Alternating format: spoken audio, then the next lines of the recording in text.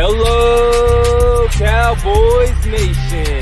Coming to you live from Tennessee, from the east to the west. We are talking Cowboys everything.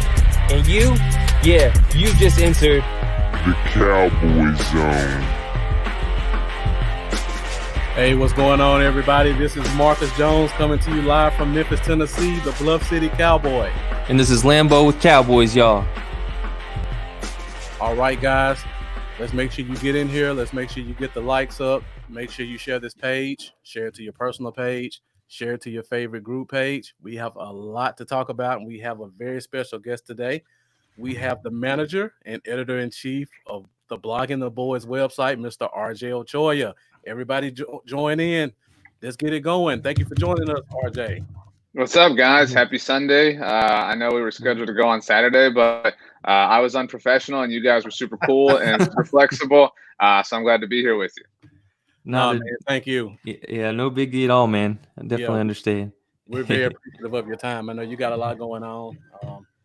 I see you're always working. Looks like you're writing articles every day. A bunch of good content coming out. So we want to make sure we let these guys know what you got going on. Yeah, we've always got something that's our goal, obviously, at bloggingtheboys.com and on our podcast network and on social media and our YouTube channel. So we've got a great team of people. We have different shows and stuff in our feed and whatnot. So, yeah, I mean, it's so cool, how we can all talk about this stuff all the time, even in the off season. And, what I love about Blogging the Boys is our community that we have and all of our commenters and things like that. I mean, it's fun to be with like-minded people. And so that's why stuff like this is really cool. Yeah. Actually, the Blogging the Boys website is what got me into doing this, because I've been an active member for about 2.5 years or so, and just reading the blogs and making comments and being able to write my own fan post to kind of spark that interest to be like, you know what, let me get in front of the camera now and not only write what I want to say, I can actually speak it to the people. Yeah, I mean, that's the joy. I mean, that's it's my favorite thing about SB Nation. It's my favorite thing about Blogging the Boys and what we do. It offers a voice and an opportunity for everybody. And I mean, that's what's welcome. I mean, we all have different thoughts and different opinions and different takes, and conversation about the thing we all love and care about is really cool. I mean, that's a community, and that's what what we all want Blogging the Boys to be. So that makes me happy. And you guys have an incredible operation going on here, and I'm glad that we played some small part in that. Thank you. Appreciate it. I know me and Marcus, we both have separate pages, and we share Blogging the Boys articles all the time. So everybody make sure check those out. There's lots of great articles up on there, and you won't have to look hard if you go on our page to find a few of them. Exactly.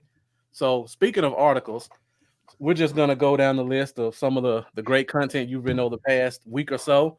And today I see you wrote an article about Chidobe Awuzie, and you put your thoughts about whether he should be listed as a corner or a safety. And then you put a poll that let us decide whether we think it should be a corner or a safety. But you never put your specific thoughts in that article. So what are your thoughts? Is he a corner, or should he get moved to safety? Well, I think I'm guilty of doing that a lot. But I like to do that. I like to kind of just open the door for conversation and kind of see what people think and stuff. Because if I put my thoughts out there, it creates a slant, and I really was just curious. And the purpose of it today was to kind of just, encourage discussion. And I think, I think it would be ironic if the Cowboys, after watching Byron Jones leave, literally, I don't want to say made the same mistake again, but literally went down that road again with Cheeto. And so I also think it would be a little bit unfair to him, although, there's a lot of capitalists that think, who cares what's fair to Cheeto? I mean, I care what's good for the Cowboys. But, I mean, Cheeto's entering a contract year, and I would not want to switch positions entering a contract year. And so that would be tough. I also think, I could understand this point, and I'm not super opposed to it, but okay, like if you're telling me let's move Cheeto to safety, okay, cool. Well, who's playing corner? If you had legitimate options at cornerback, I can understand that. And the other thing is, why? Believe me, I wish the Cowboys would spend some legitimate resources at the safety position, but I mean, who's Chido starting at safety over with no experience at the NFL level at that position? I don't think he's starting over Xavier Woods, certainly, and I don't think he's starting over Clinton Dix. So, I mean, it's a good move, I think, in theory. Like, it's a good move if you're playing Madden and you're like, I just need that dude. With the better guy. Right. But I think it's impractical. But, you know, it's nice to have that smash glass in case of emergency option, I suppose. Yeah, okay. And I seen also where you shared about Gil Brandt ranking the Cowboys secondary as the 4th biggest roster hole in the NFL. So that's fair to me. I mean, yeah, because I mean they did lose Byron Jones, obviously.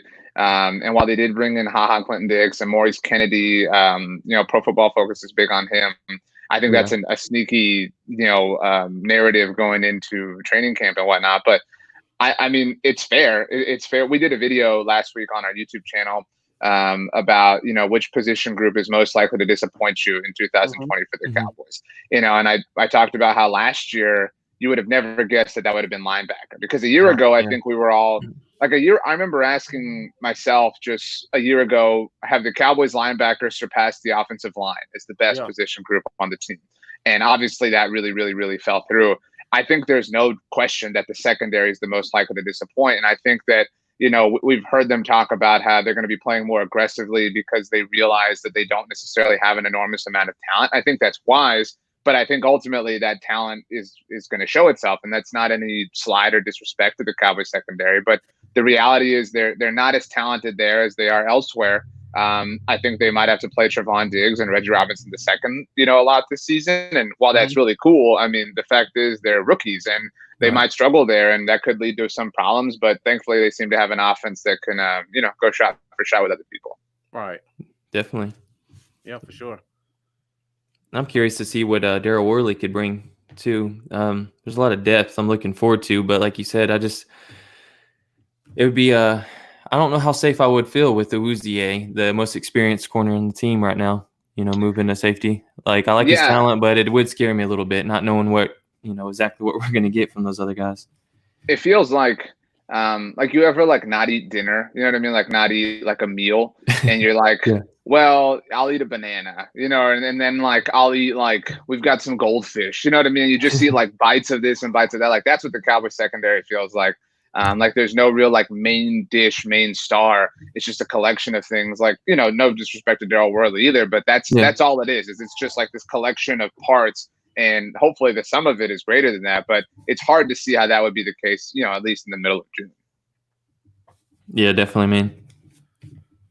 So a couple of weeks ago, we Lambo and myself did a podcast, and we kind of talked about the corner position, and we said at least I did. I don't want to put his name on what I said. I said with so many guys on 1-year deals that we won't be able to keep everybody this year. And I made a few points that maybe Jordan Lewis may be the odd man out in terms of getting traded. What are your thoughts on that? Do you think we'll keep 5 guys who are on 1-year deals on this team? You're saying keep them like going into 2020? Right. Do you see our roster being 5 corners who are on 1-year deals and Reggie Robinson? Well, so I think it's worth mentioning that rosters are larger now, right? So you have 55-man rosters, and so that changes, you know, a lot of things. Like, you know, if they're going to carry 3 quarterbacks, you know, now we only have 1 extra position and things like that, and you know, all those variables matter. But I mean, if you're telling me if I had to trade one of these guys, right, like one of these 1-year dudes, I don't know that I want to trade Jordan Lewis. I do think that, and you know, I love Jordan Lewis, and I'm careful with it because that's a dude who will snipe you on Twitter. And so I love Jordan Lewis. I said they may have that was one of your points why you said that. You said if Anthony Brown takes that 3rd spot, and then all of a sudden you start to see a little bit of a anger arise. That's where Marcus is kind of leading with that. No, exactly. I mean, and Anthony Brown will get you on Twitter too, but Jordan will be a little bit more vocal about it. But so as much as I love Jordan Lewis, I do think that he is generally overrated by Cowboys fans. I'm a San Antonio Spurs fan, and every Spurs player is overrated by every Spurs fan. Like every Spurs, like people could like you could tell a Spurs fan like, dude, like the Warriors want to trade you Klay Thompson for Bryn Forbes. They'd be like, dude, I don't know, Bryn has showed a lot. You know what I mean? And it would be like that. And Jordan Lewis is kind of in that zone, and I think a lot of it is just that people fell into it when he didn't get playing time. And so like everyone has this like mental idea, like Jordan Lewis isn't played enough, he's better than that, etc. And that was true.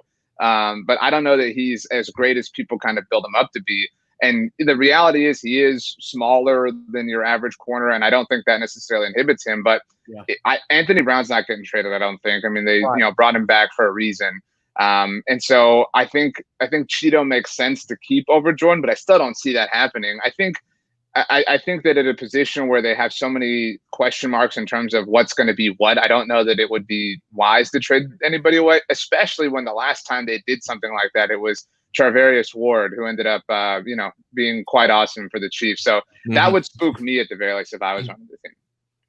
Now, if we could just get the Cowboys fans and Cowboys Nation to back our quarterback with that same energy.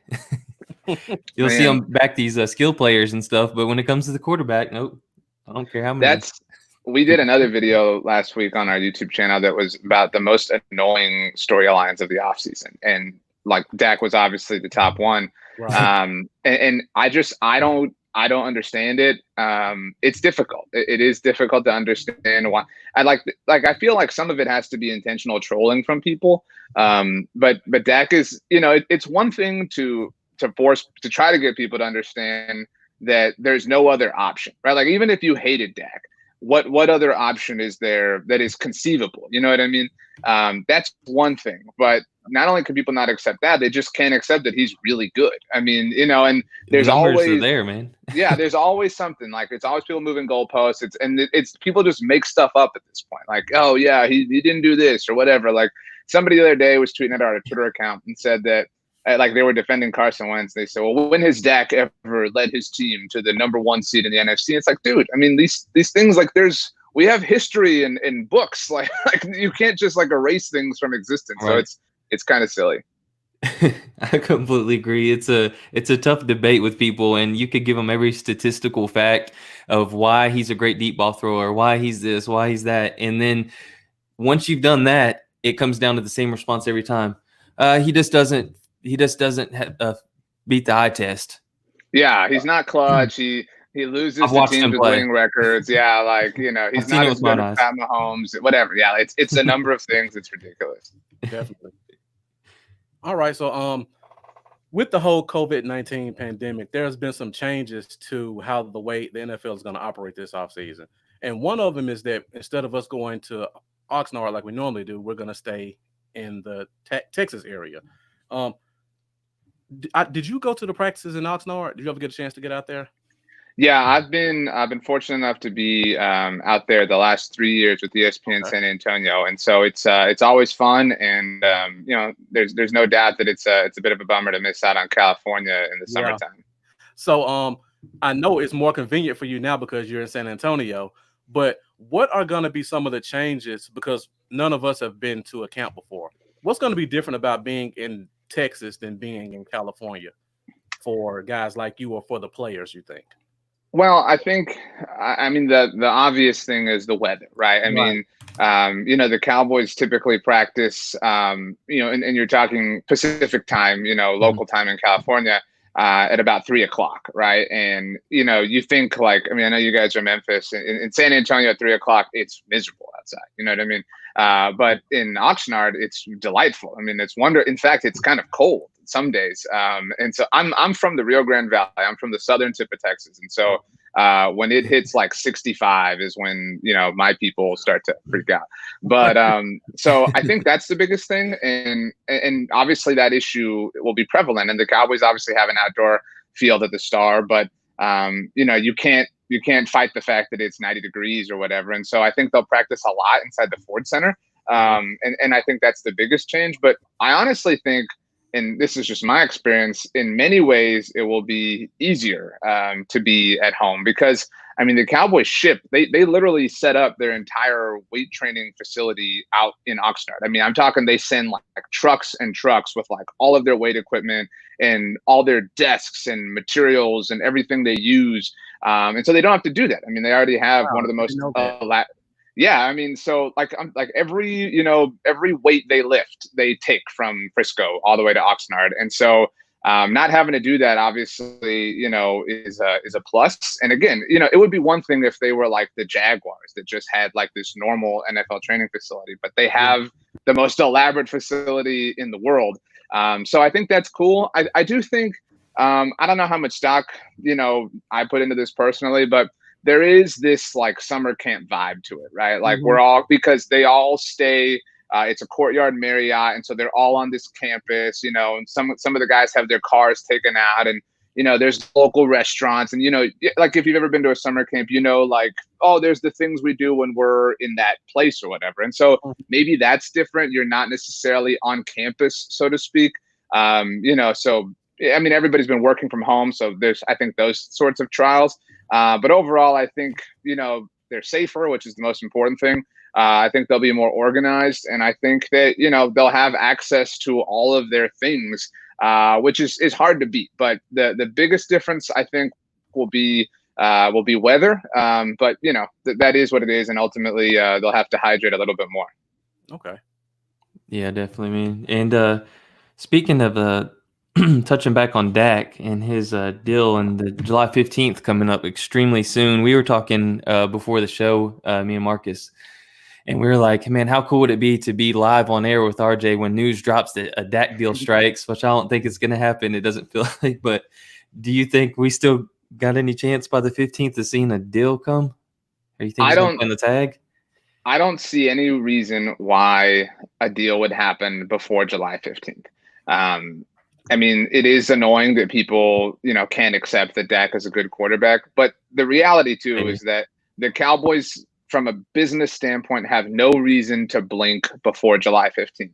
I mean, it's like if you've ever sold, I don't know, like a bike or whatever, right? Like if you don't have to sell, like, if you're not pressed for time, you can wait. And right now, the Cowboys aren't pressed for time. And so if they've got a number, they can cross their fingers and, what is it, like break like the bone? Is it like a turkey bone? I'm talking about? Where you they can do all that and hope that in the next 30 days Dak blinks and Dak wants to play. And so he just signs it. But I mean, I don't. And if you're Dak, I mean, you have all the leverage in the world. You bet on yourself, and so I think this will go all the way up till I don't know what the time deadline is on July 15th. It's usually like 4 p.m. Eastern. It'll go up to like noon that day. Like none of us will eat lunch that day. It'll be nothing but Dak watch, and it'll be exhausting. And the worst part will be the next day if he does get his deal, when it's like trying to put out fires everywhere. Right. Exactly. So there was an article that came out that kind of talks about the over-under on the team, and everybody's kind of putting it 10.5 wins. And according to DraftKings, a lot of people are betting the over. Do you think that's unfair for McCarthy to come in with expectations that high, like basically Super Bowl or bust? I mean, I'm one of those people too, but I like to get your thoughts on it. I mean, it's unfair in terms of normal jobs, right? Like it's unfair to hire anybody in a normal job and expect them to come in and just be like the best person to ever do that job. But that's just the reality, right? Obviously, when it comes to the Cowboys. And I do think if you told me, I mean, obviously I wrote that article, right? And the over under that DraftKings said is 10.5. I would probably take the under right now. Okay. If you told me it was 9.5, I would take the over. I think they're winning 10 games. That's the floor. Although we did do a week by week prediction, I had them finishing at 11-5, and a lot of that is and it's so tough because anyone that we could sit here right now and go through every game, right, and be like, oh yeah, they'll beat the Cardinals, oh they'll beat the Vikings, like, and it seems so easy, but weird crap happens. Like football is so weird. And so they'll lose a game they're not supposed to, and they'll win a game they're not supposed to, like maybe they'll beat the Ravens or whatever. Right. But I think that I struggle to even answer this now. Now that it feels like we're so deep into Mike McCarthy's era, even though it's only been a few months. But people love to say, okay, this is one of the best rosters in the NFL, right? And people love to say that, well, Dak Prescott sucked and, he's why the Cowboys didn't, deliver last season. But people love to also say, well, Jason Garrett was the reason. Like, at some point, there has to be a reason why they have had the successes that they've had, whether it's, well, was it Jason Garrett? Was it Dak Prescott? Was it? And I feel like it's universally agreed that it was not Jason Garrett. And I think that oftentimes, a change in head coach, you get a bit of a honeymoon and things change. A new voice is kind of needed. And I think that is a little bit of the case here. And I think Mike McCarthy has embraced a lot of principles that Jason Garrett and his staff seemed opposed to. And I think that's been a breath of fresh air. I mean, it's kind of like when you move into a new apartment, even if it's like, not that it is here, but if it's like smaller square footage, if the kitchen is shaped differently, the whole place feels different. I think it's kind of like that. I think Jason Garrett's probably not as bad as we all make jokes about him being, but he was not good enough. And I think that the difference alone is maybe enough that's needed. 10.5 is tough, but there's a lot of hype. It's interesting. And it's kind of the nerve-wracking thing is that there are a lot of national people that are now in on the Cowboys. And that has me feeling a little unsafe. Yeah. Yeah. And just for reference, Lambo and I did a show a couple of weeks back and we both put them at 12-4. Just wanted to put that. I bumped down to 11 since then. Yeah, I forgot about that. What are the 4 games you have them losing? We had the Cardinals. I agree. I think they'll lose that game. Steelers? I had the Steelers, With the Ravens. And I think we said they will possibly lose one division game. We didn't say I think it might have been one of the Eagles games. We split with the Eagles. See, I think they'll lose their first Philly game, which is on the road, and then I think they'll lose on Thanksgiving, just because. Against the Redskins? But yeah, because some of that is that turnaround is tough. They're going to go from playing Minnesota on the road to Washington at home. And obviously it's a quick turnaround for them too. But again, weird stuff happens, and for what it's worth, the last time Ron Rivera played them on Thanksgiving, he beat them quite handily with his Panthers in 2015. That's another example. In 2015, the Cowboys hosted the Panthers on Thanksgiving, and the Panthers were 12-0 or 11-1, I think. And the Cowboys had just beaten the Dolphins with Romo back and barely beaten them. And the Cowboys were favored in that game. That was so stupid, but it happened because they're the Cowboys, which is crazy. While we were on the topic with coaches and everything, I was reading the article about Joe Philbin that you did. Being quietly one of the best hires this offseason. And there were some really good stats in there, with him having 5 years of his offense or 5 years as offensive coordinator, where he went top 10 in both points scored and yards gained. Could you maybe elaborate on what he might bring to the team? I think everybody remembers Joe Philbin's stint in Miami above all else, but he was obviously the offensive coordinator for the Packers, kind of in their heyday. And the heyday of Mike McCarthy, and I think the marriage of them is worth mentioning. I think the fact that they've worked together very well, and worked together with a really elite quarterback and Aaron Rodgers. I mean, they've kind of they know the words to this song. You know what I mean? They've been to this restaurant before, and I think that's valuable. They've ordered off this menu, and I think that in situations like this, especially when you're coming into a bit of an unknown, that was the case in general already with a new team, but certainly, in these times with a lot up in the air, I think that familiarity for, such important people on the staff is important. And I also think, I've been meaning to write about this and I haven't yet. So this is a good moment to workshop it and I guess get y'all's thoughts. And then I'll just write about what y'all said and take credit for it.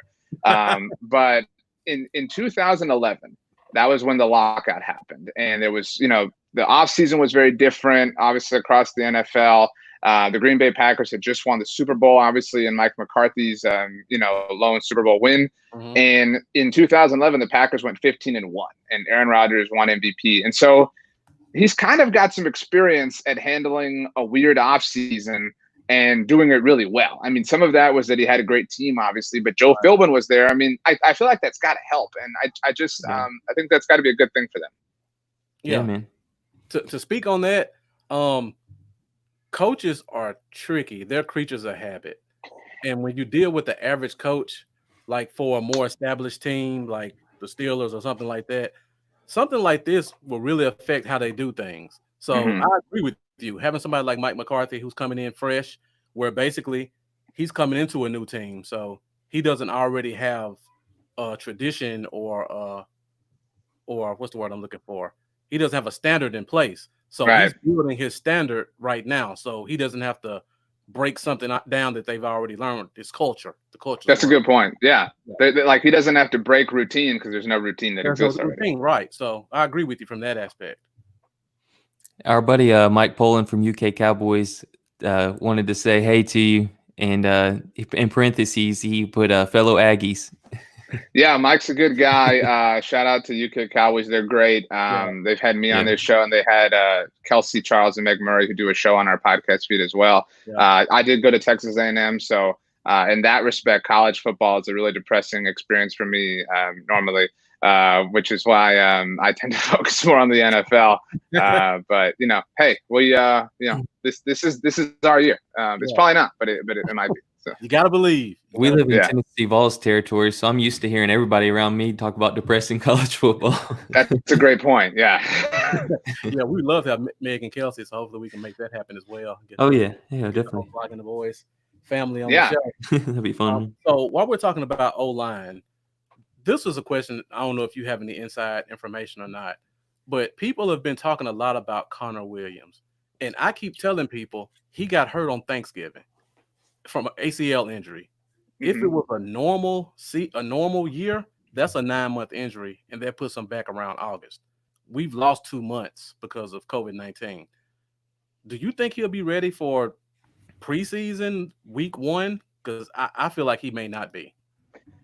I mean, even if he's not ready for the preseason, and that's assuming, I mean, like that week 1 is like, is it week 1 of a 4-game preseason or 2-game preseason or 5? Right. You know what I mean? Like, so that's a little, that adds to it all. But I don't know that Connor Williams would play in the preseason anyway. You know what I mean? Especially coming off that, if this was a normal year. But part of that's just because, it's the preseason. And I mean, remember was it last year that there was the Zach Martin scare? I think that was 2 years ago. Against Cincinnati. I mean, it's such a roll of the dice to play in the preseason. And so I don't know that he would play anyway, but you're right. I mean, like that detail gets a little bit lost. Right. And I think though that's why the Tyler Biadasz pick is so valuable, along with bringing back not just Joe Looney, but Adam Redmond and Connor McGovern, being, able to play this year. I mean, that's, if you're going to have that problem, I think you want to be as equipped as the Cowboys are. And so they can withstand that early on, even though Travis did retire this offseason. Yeah, definitely.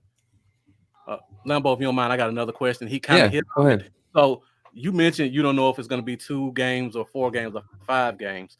My next question was, how does that, with a team like this where there's a lot of moving parts and a lot of new people, how do you think a limited preseason would affect, like determining who gets that center spot or the guard spot or the right defensive end? Because we have new guys competing, and that cuts their chances of actually showing who needs to be the starter.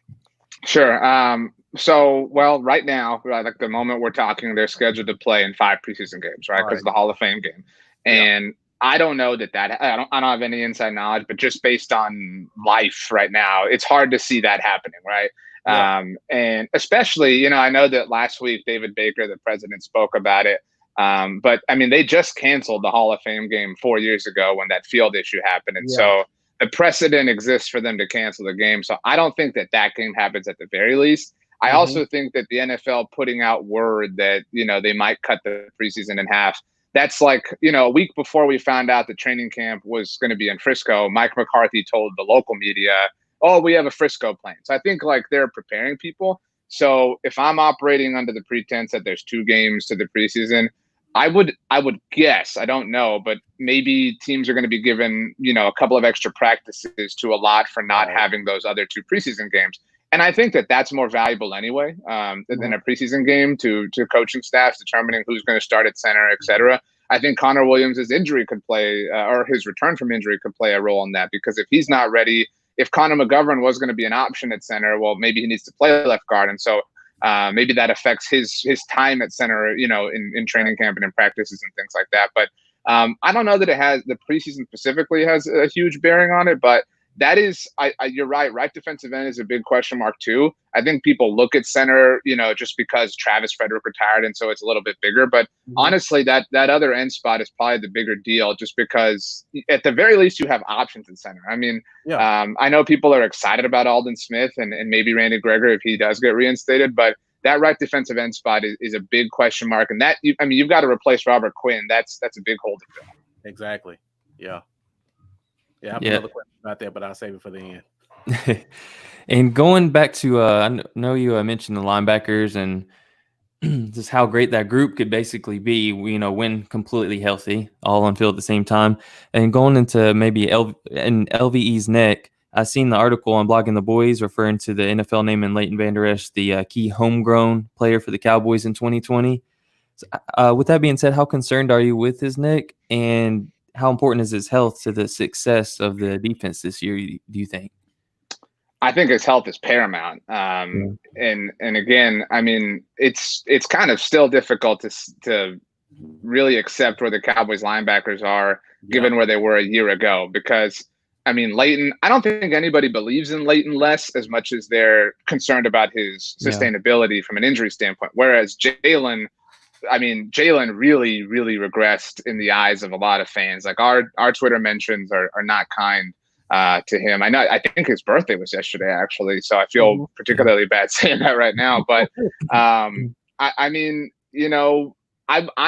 the only part of me that every time I think about Leighton's health, I can't remember what week it was, but when Jason Garrett talked about him in one of his weekly press conferences, and he said, yeah, well, it's not career threatening. And he just offered that up on his own. Yeah. That scared me, man. That's I keep going back to that in the back of my mind. Like, dude, why would you even why would your brain go to that term? Because that's a really, really scary term. And when you factor in that, we had heard so many people took Leighton off their boards because of his injury history at Boise State. I mean, it's fair to be concerned. I think you're only being optimistic if you're not at the very least concerned. And so at that point, all of your hopes as a Cowboys fan are kind of predicated on Jalen Smith, and it's fair to be concerned about that. And so, I mean, that unit has to be. You've got to get a B+ game from them to have a chance. And a lot of it depends on how they play. I mean, if they do play more aggressively under Mike Nolan, maybe they've got a little bit of a different chance than under Chris Richard and Rod Marinelli.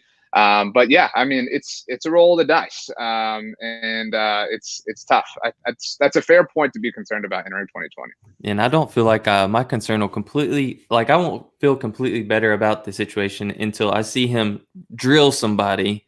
Yeah. And get up and not have this. I mean, I just want to see a confident LVE just lay a hit on someone, get up, go right back to the huddle. Then I'll be like, okay, I can breathe a little bit. See, I feel a little bit differently because I'm a big golf fan, right? And and this weekend, or this week at least, Jordan Spieth, has put together a nice tournament out at the Colonial. And I heard somebody talking about him on Friday and said, let's just not talk about Jordan Spieth until he puts together 4 rounds of okay golf, because he hasn't done that in a long time. And in a similar way, I won't feel solid about Leighton until he plays 3 games in a row. At that point, I'm willing to breathe a little bit, because, one game, is a little bit different. We can all hold our breath underwater for 30 seconds. You know what I mean? But it's a whole different thing to do it, week in and week out. Yeah. It's very true, man. So you led into something. I was about to ask it, but one of the fans asked it, so I want to make sure I give him credit. And Cole put the question up because of the whole Vander Esch talk. What is the easiest position for us to sustain an injury at and it not really be dangerous to the team's success? Man, that is maybe an article at bloggingtheboys.com this week. So shout out to Cole. That's a really, really good question. And I think that some people would say wide receiver. And I don't think that that's accurate, because, outside of and obviously the Cowboys are well equipped, in 11 personnel with Amari Cooper, Michael Gallup, and CeeDee Lamb. But what do they have after that? And I know people love Cedric Wilson and Devin Smith, but that's not a sustainable plan. The answer is probably the interior of the offensive line. You don't want to imagine injury for any player, and certainly not to Zach Martin and somebody of that caliber. But that's probably it, because you have Joe Looney, Adam Redmond, Connor McGovern, Tyler Biotish. I mean, you have, yeah, exactly. You've got options there. At the very least, you have a number of options. And so I think in a very different way, another answer might be running back. I think some people might say that because people want to see Tony Pollard, and in some ways the offense would look different, and some people would argue better if they didn't have Zeke to kind of rely on like they do, they do 10-2 week in and week out. So I would say the interior of the offensive line, but running back would be like a wild card sort of answer for me. Okay. Yeah. Okay. All right. Speaking of wide receiver, there's been talk about special teams and punt return, and CeeDee Lamb possibly being our punt returner. What are your thoughts on that? Are you afraid to have the new toy get out there and get hurt, or you want to say let's put the best guys out there? I am somebody who, like, when I get a new phone, I take that plastic thing off like right away. You know what I mean? But on the subject of golf, I got a new putter recently, and I forgot to take the plastic film off for like 2 rounds. So I think you can't be forgetful in that. I don't have a problem with CeeDee Lamb, but I do think, like, I always wanted them to let Dez do it, and they never let Dez do it once he became Dez. Yeah, and that would have been fun, but I am a fan of having a devoted person doing it, because I think consistency helps, and then continuity helps. And so if you're not going to use Tony Pollard on offense, let him get the ball in his hands at some point, at some way. So in that respect, I'd lean Tony Pollard, but just because I think that's the best possible way to do it. I'm not at all opposed to CeeDee Lamb doing it. I'm not opposed to Jordan Lewis doing it. But I think it's time to get a really dynamic person back there, instead of just like Tavon Austin was a lazy way to go about that. I think. It was just this. Oh, we've seen him house a couple on YouTube. Let's put him back there, and maybe it can happen. And so I think Tony Pollard's the guy. If not, I'm down with CeeDee. Okay. Yeah, I'd like to see Pollard on punt returns. They throw him back there on kick returns, but give him a shot on punt returns, see what he can do. Yeah, I mean, especially because, we see so few kick returns now. I mean, the way they're shaping the rules, punt returns are really the only opportunity you have to make an impact that way. But I'm actually curious to see what John Fossil wants, because that will mean it's the smartest thing. And so if it's like something completely different, that will be, in a weird way, an indictment on the last coaching staff. You know what I mean? Like if John Fossil has like Cedric Wilson back there, we'll be wondering like, why the hell didn't the last staff even like explore this option at all? So that will be interesting. Yeah, man, definitely. I seen recently D-Law, he had said that there were so many obstacles come their way, and it divided them as a team. He also stated that they were focused on other things going on around them. I'm wondering how much of this was tied into the team not having faith in the previous coaching staff. Do you think we got the right coaching staff in place to keep the team focused now going forward with this season?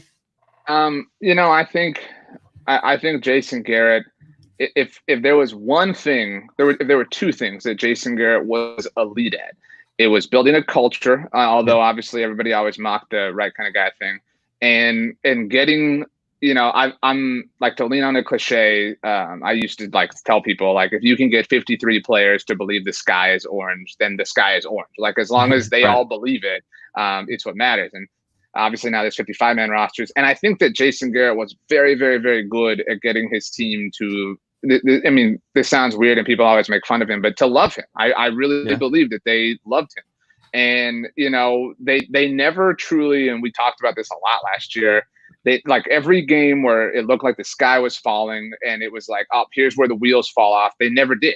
They always found a way to kind of like dig in and not collapse. I think after they lost to the Jets last year, everybody thought this is it. This is the tipping point. And then they went out and smashed the Eagles. And it was like, oh, well, that's what Jason Garrett's teams do.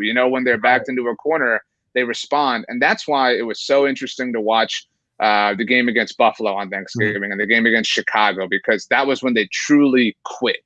At least it seemed like they quit. And so, I mean, in my estimation, maybe that's a bit of a distraction. I do remember Mike Garafolo from NFL Network reporting late in the season, kind of around that time, that they missed Tyrone Crawford and his leadership. Yeah. People love to bag on him, and he's the for a long time Brandon Carr was the most overpaid dude on the team, and now it's Tyrone Crawford. But he really does offer a level of leadership that they feel empowered by, and so I think that I think at a certain point the heaviness of the Cowboys and all the drama and everything kind of would weigh on me. And so I can imagine it weighing on somebody else. Okay.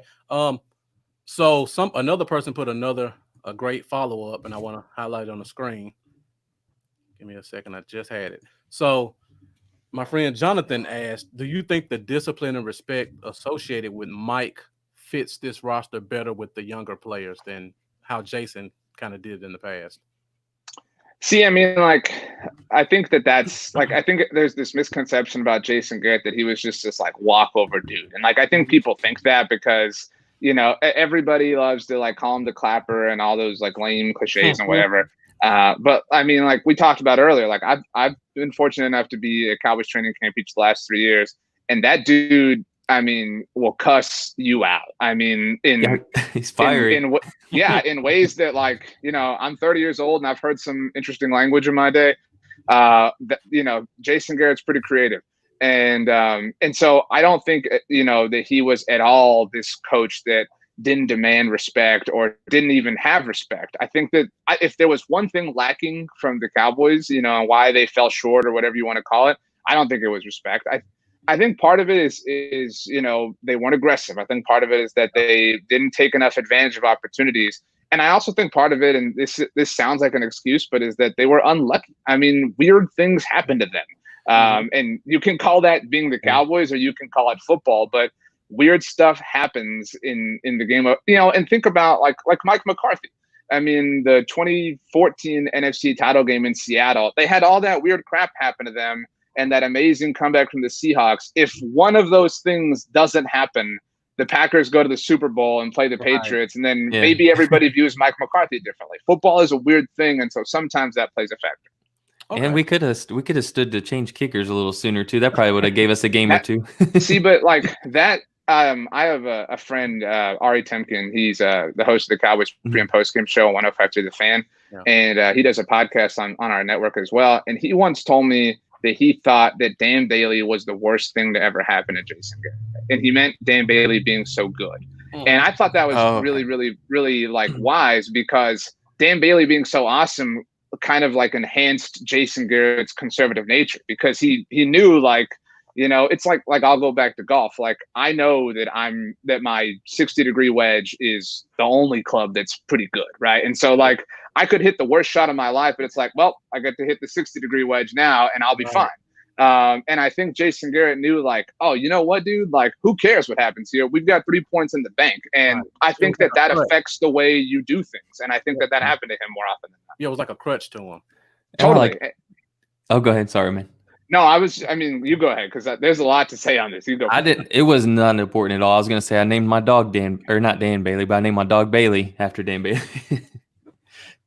All right, RJ, we got 3 more questions. 2 of them are from the fans, and then one last one from myself, and we'll close it out. If you have another minute or so. Sure. Got another special teams question. Mike from the UK. He asked, do you think Chris Jones has good enough speed for trick plays under Bones Fossil? That's a great question. Again, big time shout out to Mike. What time is it over there? It's got to be midnight in London. Mike, get ready. You got to go to sleep, man. Tomorrow's Monday. But I think, we've got a writer, Danny Phantom at Blogging the Boys. He's been hip to the idea that Chris Jones has not been as great as people think he is for a while now. And to be clear, in 2016, 2015, 2016, Chris Jones was elite. And it's very, very, very difficult to be underrated as a Cowboys player, although Dak Prescott has kind of done that. But Chris Jones was actually, I think, really underrated. For a while, he was one of the best punters in the NFL. Right. And I do think, though, that now he is kind of not overrated, but that problem's just overlooked. You know what I mean? do you have like an appliance in your kitchen? Like, like we have this, it's like a toaster, but it's one of those like toaster ovens, like not the toaster you put the bread into, but like the flat one. And we never use it, but like that thing takes up space on our counter, and it's, it's in the way a lot of times. That's kind of like what Chris Jones has become. Right. Is he's, he's not underrated, he's not overrated, but he's just, kind of, they could be better. Yeah, exactly. In terms of his speed, I think, it should be remembered that Chris Jones had, I think, a 30-yard gain in 2016 when the Cowboys played the Eagles. The first Dak Wentz matchup, he had a 4th down conversion that he ran. There was even like this NFL Films highlight of the Eagles players, like after 3rd down, they ran off and were like taking off their helmets. And then Chris Jones zoomed by and they had to go back out. And then he had a fake punt in Oakland in 2017. So he's got some wheels. I mean, like, he's not Tony Pollard, but he's definitely got some moves to him. Okay. So we got another fan question, and it's about the offensive line. A longtime follower, Mendoza, asked, talking about the offensive line transition going into the new scheme, do you think it'll be like the Paul Alexander fiasco that we had before, basically? I think that, and I'm sure Paul Alexander is a great person. He has that ketchup thing that blew up. And all the time on NFL Network, right? NFL right. Radio. But I think that what he did is still not properly measured, because we're talking like at the end, when all these players have retired, this will have been one of the greatest offensive line assemblies in NFL history, right? And he managed to make that not good, which is tough. And granted, he did not have Travis Frederick, and that should be mentioned. That was obviously a difficult factor, but still, I mean, to have just run it into the ground like that was really, really, really kind of amazing. I don't think it'll be like that, because I think in a weird way, I think Paul Alexander taught the group. I think that they have become, the Cowboys offensive line now is like the third Terminator. It's like self-aware, and it can correct its own issues regardless of who the coach is, just because the players are that good and they're that experienced. I agree. And Michael Thrower, he said, speaking of Chris Jones, when we were replacing him, being that you had just touched on Chris Jones, me and Marcus did a show about a couple weeks ago talking about some of our biggest position needs, and I blew everybody's mind because I threw punter out there. Dude, it's up is there. My number one. It's because our starting our average starting field position was one of the worst in the league, and he's been on a steady decline, and his inside the 20, his average yards per punt. And then you look out there and there's guys like Marquette King out there who was averaging 47 per punt last or with the XFL just recently. Guys posting videos with 5-second hang time, and if he played on an XFL salary, I know he's not gonna. I mean, I know he'd be willing to take a good deal in the NFL. I think, like, to go back to Dane Bailey, and everybody killed the front office at the time for cutting him, especially when Brett Maher had a miss that first week in Carolina. Yeah. And I wrote something about it that, I ended up, and, but then Brett Maher was okay. And obviously the whole sequence was bad, but they were right. I think it should be mentioned, we have since learned that they were right to move on from Dan Bailey. But, it was just kind of everything after that wasn't the best. And so to me, that suggests that, like, they were, it's commendable to say, that they were even that, critical in evaluation of somebody as good as Dan Bailey, that they could say, you know what, this guy has this reputation of being really great, but he just doesn't have it anymore. And we can see that, so we need to move on from him. And I find it amazing that they can apply that sort of principle to Dan Bailey, but they can't apply it to Chris Jones, because the same thing is true for him. I agree. Yeah, for sure. All right. One last question from me. There's been talk about signing Delaney Walker. Now, I'm in the minority. I think we need another tight end, because I don't trust the guys behind Blake Jarwin to be receiving threats if something happened to Blake. What do you think about a guy like Delaney Walker? I don't think he'll be a veteran crutch like some people do.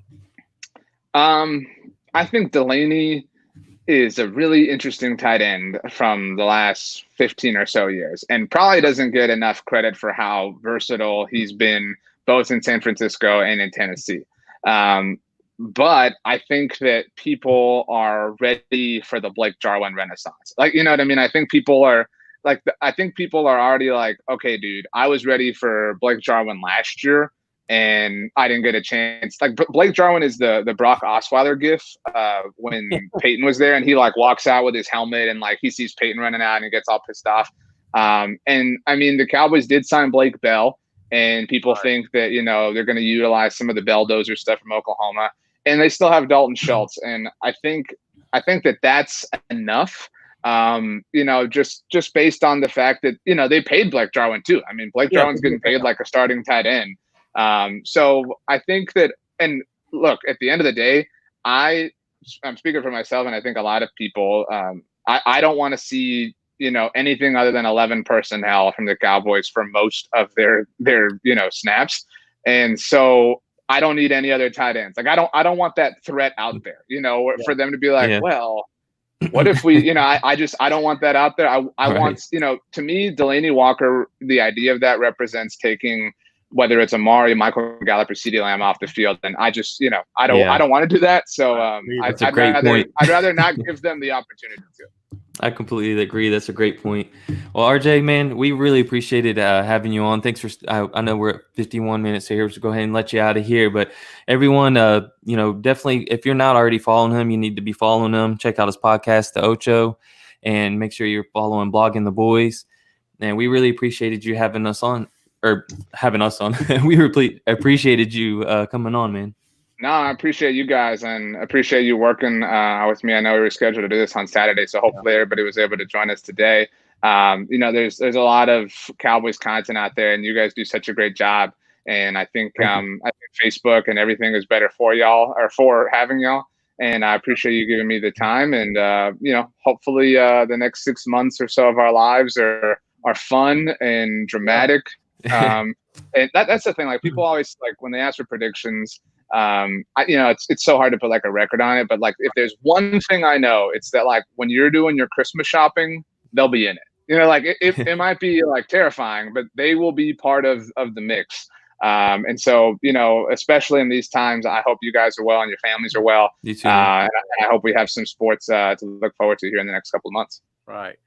And before you go, if you do any articles and you cite anything today, just give us a small credit note somewhere. Of course. I mean, we'll take a CZ in the corner. Of course, yeah. I mean, I'm gonna say everything here was inspired by my own brain. That was inspired by the Cowboy Zone and my good pals. So for sure. Right. We appreciate you, man, and God bless, RJ. You too, guys. Thanks. All right, thanks. Okay, guys, that was RJ Ochoa from Blogging the Boys. Man, that was a great interview. He gave us a lot of good information. Yeah, he did. So yeah, we really had a treat. We took quite a few minutes to try to set the thing up. I knew he would come with a lot of good info, and I'm glad he came in and gave it to us. We appreciate all the guys who commented. You guys gave some great comments. I'm sure if you follow him, you're gonna see some of your comments become an article. Oh, yeah, that one comment. Right. Don't feel bad about it. Just know that you were the inspiration behind it. Put your name in the note saying, "Hey, I heard him on the Cowboys Zone, and he got this from hearing me." Yeah. So yeah, you'll definitely see it. Like, he throws up a lot of stuff on Blogging the Boys. A lot of great articles, lots of them. So if you gave him something that maybe inspired him and you see it, man, take pride in that. That'd be pretty cool, man. So Lambo, I don't know if you have a few minutes. Yeah, I got a few. There were a couple of questions that came up, and we just had to let RJ go because he gave us more time than we planned on getting. So I just wanted to go through a couple of these just so we can talk about them. Yeah, definitely. All right. This is from my friend Jonathan, who's a defensive coordinator for a college. So I knew it was coming. No, that's the wrong one. Let me go back to the other one. He put so many questions up, so many good questions. I have to find it. So he asked about, do we feel a more aggressive style of defense with more man coverage will benefit the personnel? So I'll take it first. For me, I feel like yes. I feel like definitely that'll help because we targeted big corners for that reason. Mm-hmm. Like we heard Boss Cowboy talking about, he spoke with that corner from Denver who they said we were looking at, and he came flat out and said, Chris Harris. Yeah, they told him he was too short. So that lets you know they're planning on being tall and fast and being aggressive. Mm-hmm. And I think that will benefit the team. I completely agree, and less predictable. Yeah, Less definitely. predictable. Like it was George Loca that came out and said it. Then it was Xavier Woods that came out and said, you know, that they basically, you know, we've had multiple people come out and say and confirm that it was just predictable. Richard wasn't really willing to mix things up and let them disguise coverages. And, Right. you know, and when the players start having a concern about it, man, it's an issue. I think we'll see a lot of disguised coverages. I think it won't be so predictable. We, like Jeff Kavanaugh said on the show with us, we Yeah. had quarterbacks that were just not good, lighting us up like they were all pros. Like, I mean, Right. Trubisky was killing us, Trubisky, man. yeah. Darnold was killing us. There were so many guys that was just killing us. Yeah. And it's Kirk because Cousins, who we owned in Washington, he It- looked like a Hall of Famer. yeah, so when you got a secondary back there, it's not disguising nothing. You just take your pick, just like you playing Madden. Right, Just like you're exactly. playing Madden, you know exactly where everything's gonna be at every single play. Go ahead and do it. Let me do a little hot route here. Bam, like just simple, easy. So Yeah, definitely. that'll be a big step up this year, I think. So Cole put a couple of good questions. I couldn't get to all of them. This is on the offensive side, and we've kind of talked about this one before. How much will Kellen Moore benefit from having Mike McCarthy as a head coach? That's a Now, good for me, I think, and I know a lot of people don't agree with me because they like to bash Jason Garrett, but I think last year a lot of our offensive problems were because of Kellen Moore, and the reason for that is because he was basically given free reign to do what he wanted, and he had nobody there to support him. Because I think Jerry Jones really just handicapped Jason Garrett and said, "Look, this is my guy going forward. I want you to let him go out there and do what he wants to do." But when you get in situations where you're down 20 points and you've never been a play caller, you get stuck in what you know. So I think a lot of that first down, we run it every time and dig ourselves in the hole. I think that was more Kellen Moore not knowing what to do in that situation than it was Jason Garrett taking over plays. And I think Mike McCarthy will be better able to help him in those situations. For one, because he's a better coach. And for two, because I don't think Jerry will say, you got to let the young kid do what he wants to do. Yeah, I agree with that, man. And Anthony Kozar said Josh Allen looked like Aaron Rodgers. I completely agree. It's ridiculous. We can go through the whole schedule last year. But yeah, what I like about Mike McCarthy is we seen in the McCarthy Project video they put out, you know, he was willing to do the toughest thing you can do, and that's put some blame on yourself and admit, okay, I need to get better in certain areas as a coach to be the best coach. And to do that, I have to learn the new ways of the NFL.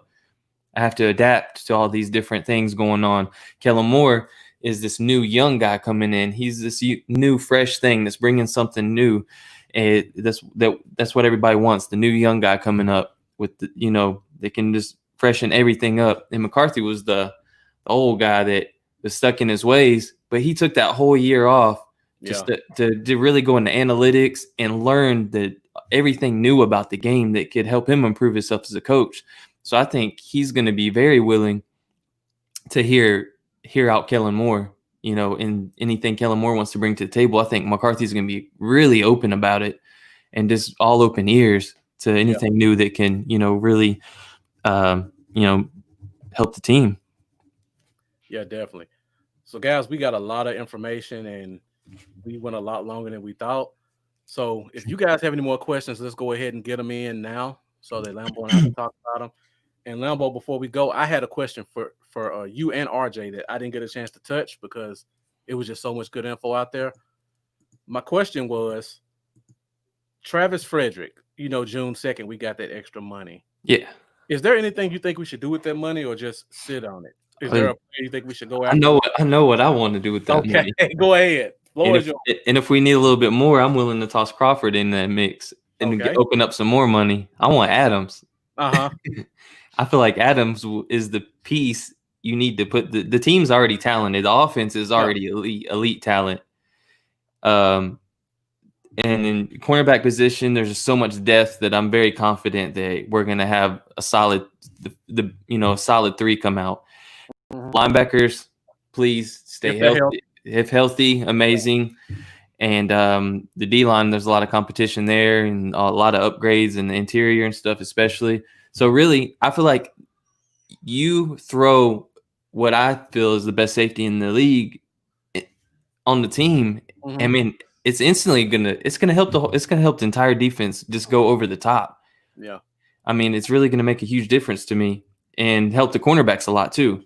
Right. And I think Cole said up here, he said, I'm ready to see these design blitz packages we bring this year. We've been entirely too bland recently. That ties back into me saying, I hope the linebackers stay healthy because I want to see Jalen Smith blitzing. I want to see him blitzing. And Leighton Vander Esch, please stay healthy because I feel like he's our best coverage linebacker. And I want to see Smith using a lot more blitz packages. Yeah. So you don't have any thoughts about maybe defensive end, like going after Griffin? Or I think this is me. Yeah. I think we should go to Clowney and we should say, look, I said this Thursday night when I talked about defensive line. If you want to go back to a team where you got 2 sacks and you're pretty much the target, go right ahead, get as much as you want. If you want to come to a team where a 31-year-old guy who everybody thought was on his last leg got 11 sacks and got paid, then come to Dallas for less. And to me, this is the franchise. This is the most marketable place you can come if you're a good free agent.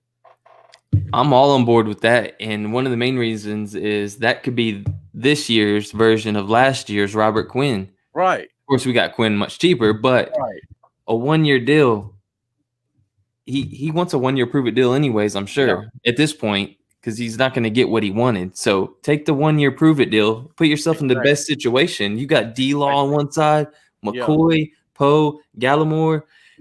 Man, he's going to be so freed up. They're not going to be able to, like, what are they going to do, man? And that gives him the best chance to put together a double-digit sack season and then go in the next offseason getting a record-breaking contract at the defensive position. And then your favorite thing to say, we'll get a 3rd-round pick in 2021. Yeah. And then we get a comp pick for it. So, I mean, he helps us win the Super Bowl this year, and then go and give us a pick. All right. So, now, boy, I know we need to head out because we're over an hour. We got 2 more questions, and then we'll close this thing out. Yeah. Cole has been bringing it today. He asked, is there a player on the roster that we all like and we could part ways with to bolster our defense? You got a certain player that you like that you think we can part ways with? Like, and we could part ways with to bolster our defense. That would be, to me, that would be Crawford. Okay. Well, and I don't mean part ways as in a trade. I don't think he has a ton of trade value. But just want $8 million. Get that million. That was it 7 or 8? Was it 8? Something like that. 8.1. 8.1. Yeah.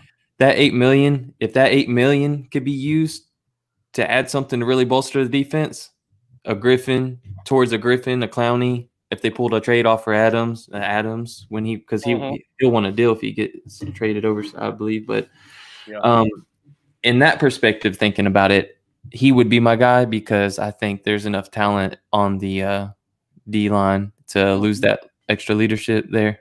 With McCoy being there and D-Law being there, I think there's enough leadership to, hold their own. But and if they're using that money to pick up an end like Everson Griffin, then you're not really. That would be my guy. I think we could cut Crawford and dollar for dollar use that money to get Griffin. Like, I don't think Griffin's worth more than $8-9 million. So yeah, I'm not high on Crawford, but that would be the way I would go. Yeah, so I'm with you. And I guess we'll take this last one and then we'll kind of close it out. This was from Anthony Kozar, kind of long, but essentially he asked, what do you think going forward is the way that we'll use Tony Pollard? Are we gonna actually utilize him running and passing, use him as a true thunder and lightning, or is he gonna be wasted on the bench like he was last year? How I feel about this is a little twisted in 2 directions. So I have what I think and what I want. So what I think is that he's going to be underused this year again, and it's going to upset me. is what I think. I don't think that they're going to put him out there in passing situations a lot and like put him out in a slot or nothing like that. Now that we've got those CeeDee Lamb that can be on the field. Yeah. But I don't think they're going to want to take Zeke off the field a lot either. And for a guy that averaged 5.5 yards per carry last season, he is just, I don't think that he will be used as much as he should, in my personal opinion, but I do want him to be used a lot more. And I want them to give Zeke some extra breathers and get Pollard on the field a little bit more for sure. Yeah, Michael Thrower just took the words right out of my mouth, what I was about to say. We need to use him more like the Saints did Kamara. Yeah, when he was with Ingram. Exactly. You can put both of them on the field at the same time. You can run Kamara out on routes. You can put him in the slot. And I want you guys to not be surprised if they do use Pollard more. I don't think it'll happen, but Zeke is getting up there in age, and he's only got another year before we can get out of that contract. And this is new coaching staff. People forget. Yeah. Everybody is 0-0. Yeah, Zeke's great stuff, but he has to earn his right on this team in this offense. So they may say, you know what? We want to allocate some more money somewhere else next year to build what we think is a dynasty. And if we can keep Tony Pollard on a cheap deal and clear another $12 million by cutting Zeke, there may be a chance they may be willing to take, and they may start this year. Am I feeling a little Herschel Walker happening here? Herschel Walker 2.0? Yeah. I mean, once he gets to how many? I think his guaranteed money, a lot of that was shoved towards the first 4 years of the deal. 3 years. It was 3 years. Yeah. So, hey, next year makes sense. Yeah. You can trade them off, get some good pieces back, and you can get a lot of money cleared. So they may try to see what they have in Pollard this year to see if he can carry the load. Yeah, I could see that, man. I really could. And Mike Poland, when are we going to that moonshine bar? That'll have to be when you get out. He keeps bringing up. You're gonna have to get out here to East Tennessee, where the moonshine bar is at, and I'll meet you there. Gatlinburg, Tennessee. I'll meet you there, man. All right, Lambo. I think that's pretty much all the questions we got. So before we go, thank you guys again for joining us. We try to make this thing bigger and better every week. And if you guys feel the need to support us, we have our Cash Apps on the screen. If you guys have been following us since week 1, I'm sure you've seen a drastic change in the video quality and the backgrounds and the guest and the promotion. All of that stuff comes out of our pockets. So this is my Cash App for the last 4 weeks. I'm just being honest. So all of this stuff comes out of our pockets, over here. And we don't mind doing it because we love it. Yeah, I love it. It don't matter. Yeah, but we do want you guys' support, and we would appreciate you guys' support. So if you feel it that you want to see us, that you enjoy what we do, and you want to see us keep growing, don't feel like you can't send us a little something to help us get this thing growing, because we want to make this bigger and better every week. So as you can see, we got Lambo Cowboys, y'all. I'm L-64. You guys want to support? Feel free, show us some love. Whatever you want to give, we'd appreciate it. Thanks, Rosie. And yeah, it is, Cole. It's amazing. I love Gatlinburg, man. I'm really close to it. Really close. Yeah, definitely. So, Lambo, did you have anything else you want to say before we close this thing out? Nope. Just you have been watching the Cowboy Zone. Me and Marcus also have our pages. He's Bluff City Cowboys, and I'm Cowboys, y'all. Appreciate if you follow both of us. And we also just put up a Cowboy Zone page, so we don't have many follows on there. We'll also be streaming from there, so make sure you check out the Cowboy Zone page as well. So, yeah, again, thank you guys for joining us. If we don't have a guest this week, Lambo and I may try to come back and do something else later on just to talk about some Cowboys news. Again, I'm Bluff City Cowboys on Facebook, YouTube, Twitter, Instagram. Lambo, tell your social media. Cowboys, y'all, on everything.